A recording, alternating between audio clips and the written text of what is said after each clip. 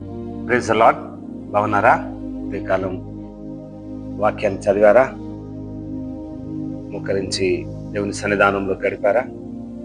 మరి అనుదిన ఆహారంగా నేటి దినము మాట్లాడుతూ ఇర్మియా రాసిన గ్రంథం 39వ అధ్యాయము 18వ వచనము చదివి దేవుని యొక్క వాక్యాన్ని ధ్యానిస్తాం. నీవు నన్ను నమ్ముకొంటివి గనుక నిశ్చయముగా నేను నిన్ను తప్పించెదను. ఇదే యెహోవా వాక్. చూడండి, ఇర్మియా గారికి ఎన్ని సమస్యలు వచ్చినాయో కదా. ఇజ్రాయేలీలను తప్పించుటకు ఆ బబులోను రాజు నుంచి వచ్చినటువంటి యుద్ధంలో ఇర్మియా గారు ఏ విధంగా మరణ ఛాయలో పడిపోయి ఉన్నారు కదా. ఆ ఖడ్గముల చేత యేసు ప్రభుల వారు ఆయనని బబులోనికి అప్పగించలే, కాపాడినాడు, రక్షించినాడు. ఎంత ఇర్మియాని ఆ యుద్ధము అంచుల్లో ఏ ఖడ్గము చేత తన ప్రాణం పోకుండా కాపాడినాడు. ఈరోజు నీకు ఎన్ని సమస్యలు వచ్చినా యేసయ్య నేను కాపాడుతానంటున్నాడు. నీవు నన్ను నమ్ముకున్నట్లయితే గనుక ఏమంటున్నాడు? నిశ్చయముగా నేను నిన్ను తప్పించదను. సమర్థుడైనటువంటి యేసయ్య. ఈ పాపపు బంధకములలో నువ్వు నీ దోస్తులను నమ్ముకుంటున్నావు, నీ కుటుంబాన్ని నమ్ముకుంటున్నావు, నీ యొక్క బాస్ని నమ్ముకుంటున్నావు, నీ యొక్క సొసైటీ వారిని నమ్ముకుంటున్నావు. కానీ నువ్వు దేవుణ్ణి మర్చిపోతున్నావు. కష్టంలోనూ అయినా ఇర్మియా గారు దేవుని నమ్ముకుంటున్నారు. యుద్ధ భూమిలో యేసయ్య తట్టే కళ్ళెత్తుకుని ఉండగా ఏ కత్తి ఆయనను తాకజాలలేదు. ఆ విధంగా యేసయ్య కాపాడినాడు. ఎన్నో విపత్తులు మన చుట్టూ వచ్చినను, సముద్రపు అలలు ఘోషించినను మనం చూస్తున్నాం కదా. భారతదేశం మొత్తంలో ఎన్నో సునామీలు వచ్చినాయి, భూమి ఎర్త్క్వేక్ వచ్చింది. గల్లీలు, వాడలు, సిటీలు అన్ని వర్షాల చేత ఎన్నో ఇబ్బందులు కదా మనం చూడగలం. ఇల్లులు కొట్టుకుపోయినాయి, కొండ చర్యలు పగిలిపోయినాయి, రహదారులు అన్నీ మూసుకుపోయినాయి. ఇవన్నీ ఇబ్బందులైనా కూడా ఏ విపత్తు వచ్చినా నిన్ను సజీవ లెక్కలో నిలిపించినాడు. ఎందుకు అనంటే నువ్వు నిశ్చయంగా ఆయన నమ్ముకుంటువి కనుక ఆయన నిన్ను తప్పించను. మరణ అంధకారం లోయలో నుంచి నిన్ను కాపాడినాడు. హాస్పిటల్లో ఎన్నో రోగముల చేత నువ్వు బందీ అయినా కూడా నిన్ను సజీవ లెక్కలో తీసుకొని ఇంటికి తీసుకొచ్చిండు అనంటే నువ్వు నిశ్చయంగా ఆయనను నమ్ముకుంటేవి కాబట్టి నిన్ను తప్పించి ఉన్నాను. అంతెందుకు, యేసయ్యని సిలువ అప్పగించినప్పుడు దొంగ కనికరం కలిగి యేసయ్య మాటల మీద ఆశగొని కనికరపడినటువంటి ఆ హృదయం పశ్చాత్తాపం చేత యేసయ్యని అడిగి ఉన్నాడు, నన్ను క్షమించవాడు. యేసయ్య ఏమన్నాడు? నువ్వు నాతో కూడా పరదేశంలో ఉండు అని అన్నాడు.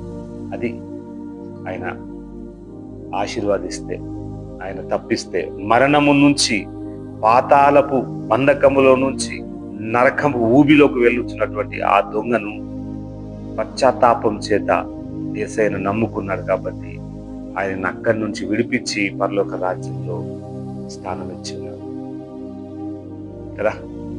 మరి నీ జీవితంలో నువ్వు ఒకవేళ ఆయన నమ్ముకున్నట్లయితే, ఇన్ని విపత్తుల నుంచి నేను కాపాడి ఉన్నాడే, నన్ను నమ్ముకోకుండా ఈ లోక యాత్రలో ఉన్నట్లయితే ఒక దినం లెక్క అప్పచెప్పవలసినటువంటి వారంలో ఉంది.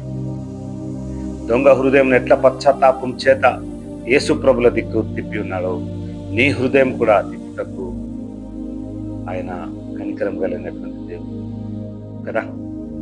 నువ్వు ఆయన నమ్ముకున్నట్లయితే అజ్ఞానముల నుంచి నేను విడిపిస్తానంటున్నాడు, పాపకు బంధకముల నుంచి నేను విడిపిస్తానంటున్నాడు.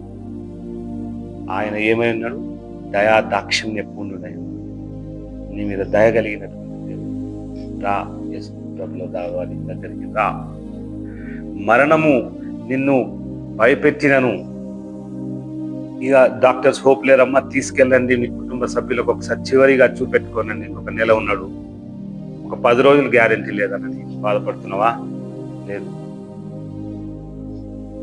నువ్వు ఆయనను నమ్ముకున్నట్లయితే ఆశ్చర్య కార్యములు జరిగించే దేవుడు, నీ మీద దయగలిగిన దేవుడు. నమ్ము, మరణ పరకలో నుంచి నిన్ను లేవనెత్తుతానంటున్నాడు. నిన్ను సాక్షి బిడ్డగా ఈరోజు నిలవబెడుతున్నాను. కాబట్టి ఈ వాక్యం నిల్చుండగా నీవు నన్ను నమ్ముకొంటివి, యేసయ్యను నమ్ముకున్నావు కాబట్టి నిశ్చయముగా నేను నిన్ను తప్పించదను అంటున్నాడు.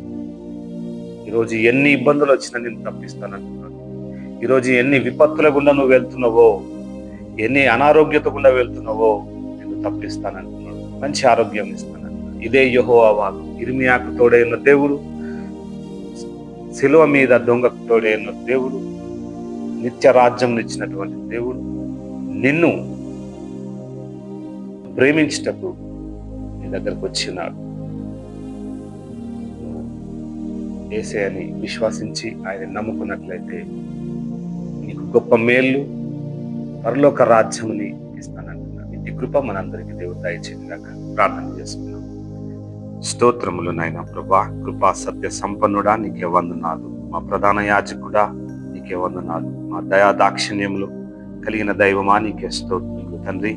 అవునయ్యా, నీవు నన్ను నమ్ముకొంటివి గనుక నిశ్చయముగా నేను నిన్ను తప్పించదనని ఇర్మియాని తప్పించిన దేవుడవా నీకే స్తోత్రములు తండ్రి. నీవు ఖడ్గము చేత పడవు అని అన్నావు అయ్యా. ఏ కత్తి అయినా ఇర్మియాకి తాకకుండా కాపాడి ఉన్నావు. బట్టి నీకు స్తోత్రములు నాయనా ప్రభా. ఎంతగానో అల్లాడినటువంటి ఇర్మియాని నాయన ప్రభా నువ్వు ప్రాణాల చేత కాపాడి ఉన్నావు.